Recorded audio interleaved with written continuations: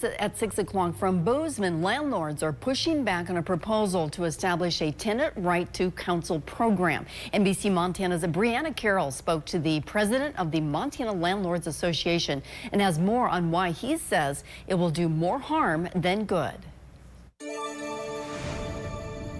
Local tenants union Bozeman Tenants United is currently working to establish a tenant right to counsel program in the city, something that just last month the city commissioners said they are open to considering the implementation of. But local landlords said the program will not be effective in combating the area's housing crisis, and it may make things worse.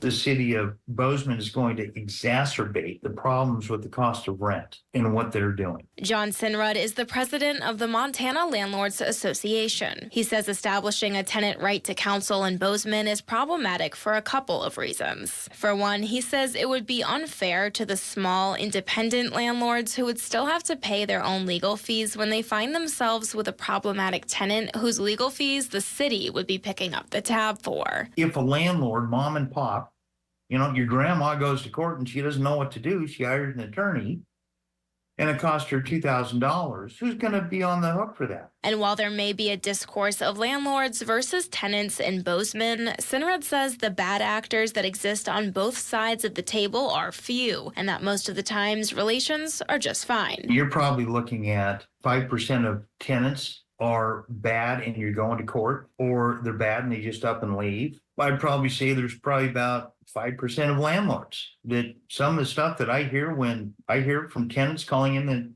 our hotline, oh my gosh, it's insane. Some of the stuff these landlords do. And when Sinrud receives calls like that, he does everything he can to help tenants, including connecting them to resources that are already available, like free legal representation through Montana Legal Services. The Montana Landlords Association has gone to bat for tenants in the state before, helping get legislation passed so that safe and livable conditions in Section 8 housing must be maintained by licensed property managers, and fighting to establish a state fund for tenants struggling to pay their rent during the height of the COVID-19 pandemic. If these tenants under Bozeman Tenant United wants to call us landlords as bad and evil and vindictive people, well, I hate to say it, my friend, we're the ones that have fought for you in order for you to be able to pay your rent. While only a small portion of renters in Bozeman may find themselves in a position to make use of the program, the establishment of it could raise property taxes across the board, in turn leading to increases in the cost of rent. And contrary to claims that the establishment of a tenant right to counsel would help keep people housed by reducing evictions, Sinrud says it simply will not have that effect, nor will it do anything to alleviate the area's housing crisis. Let's go through and solve the problem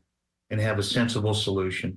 This is not a sensible solution. The city attorney's office is currently studying the feasibility of establishing tenant right to counsel in Bozeman, a program that has already sparked heated debate from residents speaking out on both sides of the issue.